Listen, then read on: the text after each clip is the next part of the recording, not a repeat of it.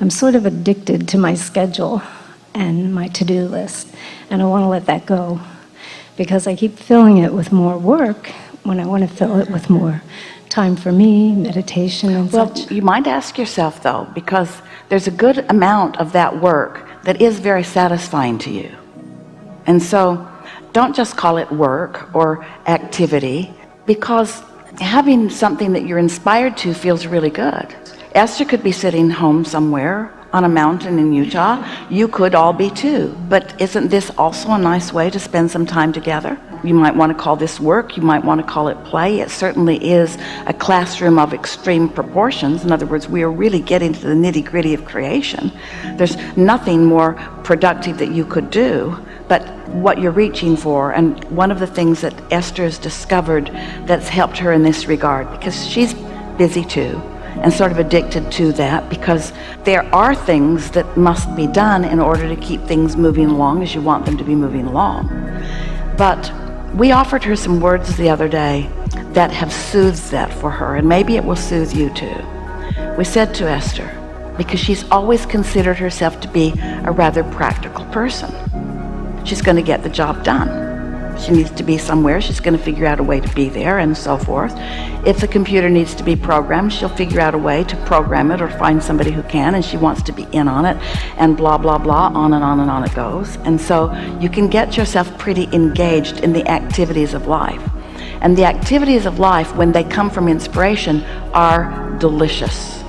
It's the activities of life or the action of life that you are doing not from your connected place. So many people get themselves into a sort of vibrational wad with their thoughts, and then they try to fix it through their actions. Well, that never works. It just makes you exhausted. Where if you let your inspired actions be what's dominant in your experience, then there's all that leverage that we've been talking about all day here today.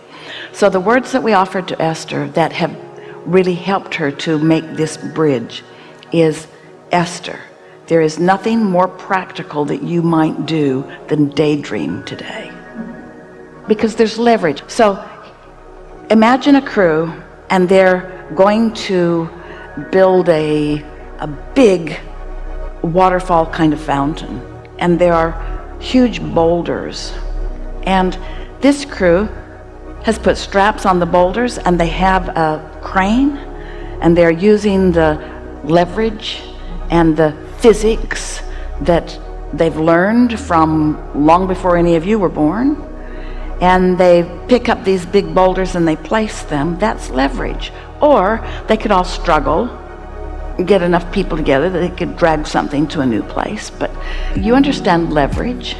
There's leverage in a fulcrum. Or do you just want to pick it up with your own muscles? In other words, there's so much leverage that you understand. So why not access the leverage of the universe that creates worlds by doing the most leveraged or practical thing that you could do, which is get yourself into a good feeling place and let the most productive, powerful, path of least resistance thought download into your open and free and non-resistant mind. Or you can struggle your way.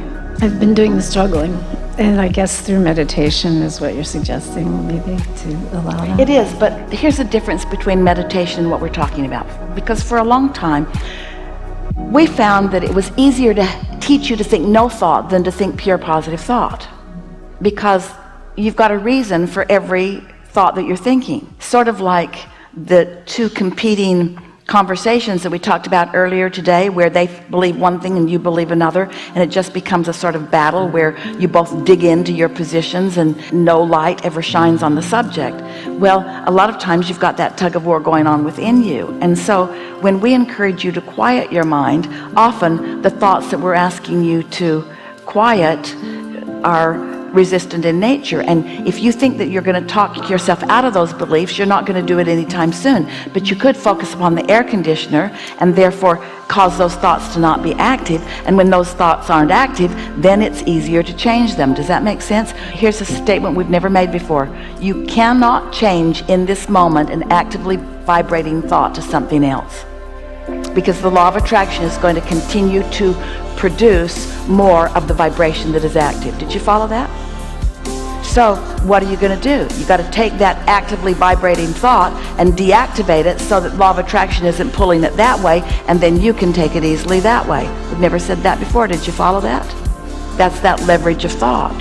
When you allow yourself to tune into this powerful non-physical energy where the true leverage is, and you make the association between that, then you have a powerful tool that you can utilize. So here's the difference between the meditation that we've been encouraging you and the daydream that we're talking about here today. Are you interested? Yes.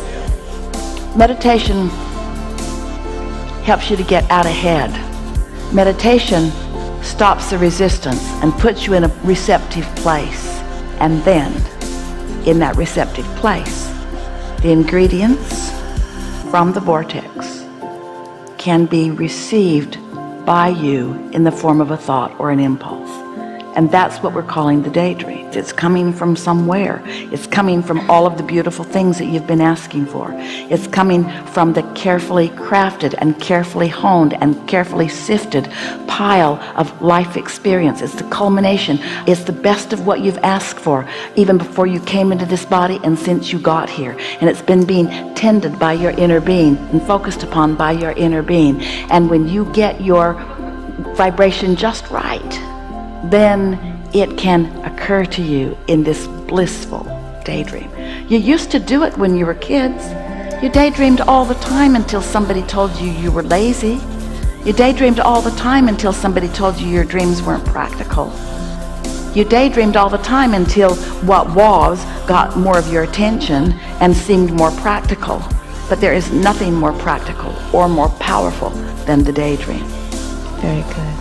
I'm going to do more of it. So, what is the daydream? It is law of attraction's momentum on a vibration. What's the nightmare? It's law of attraction's response to a vibration. The law of attraction is at the heart of either the daydream or the nightmare. It's just what influence are you under when you're daydreaming? What influence are you under when you're nightmaring? Have you ever got on one of those rants? Have you? Somebody mentioned something. You've lived something like that. You think about it. Then you think about something else. Then you mention to somebody. They've lived it. And before you know it, it's all around you. And all it is a response to the vibration that you started without needing to. Yeah. Something more? No, I think that's it. So what'd you get just now? To allow the vibration from the vortex, from source, to be more dominant and to drop the other end of the stick. There's nothing more practical that you could do than that. There's nothing more productive or practical than to utilize this leverage. And we really want you to think about it. Don't go out there and pick up big things and move them around. It's just not necessary when there's cranes and stuff. Right. Very good. Thank you. Good. Thanks.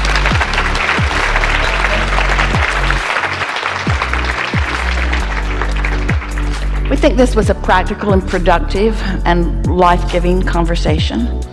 And we are appreciating not only those who sat here and spoke it out loud, but all of the contribution that you offered through the things that you've been living and your responses to what we are talking about here.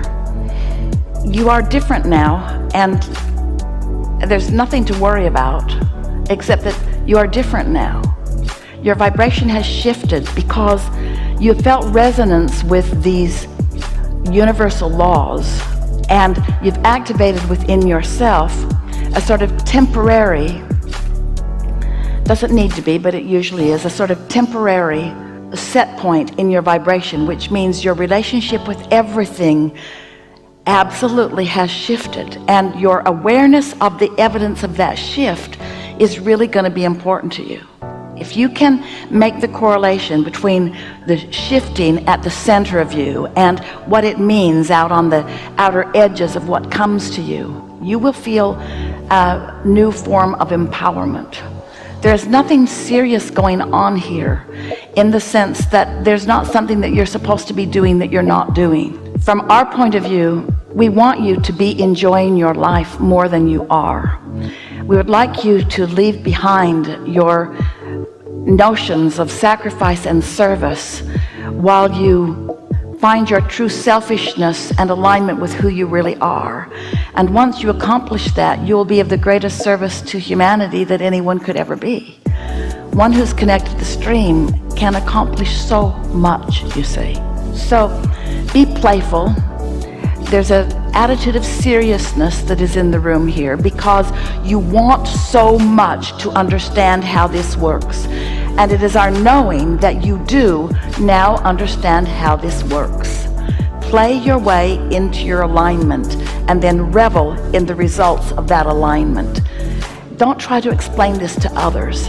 Well, you can if you want, but it's not the path of least resistance. And the more you try to explain to them, the more they will want to present to you evidence about why what you think you're doing isn't going to work, where what you think you're going to do is going to work. It is our promise to you. Just let this vibrational set point linger within you, and your only assignment, we don't usually give assignments, but we're going to give you an assignment. Your only assignment is to see if you can personally discover what we mean by a daydream. If you can find yourself in a pleasant thought that you're just allowing to form itself like a movie that you are watching for pleasure rather than a movie that you are creating for abundance or for recognition. This isn't a movie or a screenplay that you are creating so that others will look at it and benefit or revere you. This is a movie that you're just watching for pleasure. It's a movie with all the ingredients that you've put into your vortex, and your inner being is the director of it, because your inner being knows all of the pieces that you put there and what the main plot is and where you stand in relationship to it and where you'll be most interested or most likely to jump in. So don't expect it to be some flaming writing on the wall or some burning bush or some magical something coming into your experience. It's going to be natural and easy and subtle, but you will recognize it when it comes. There is great love here for you. And for now, we are complete.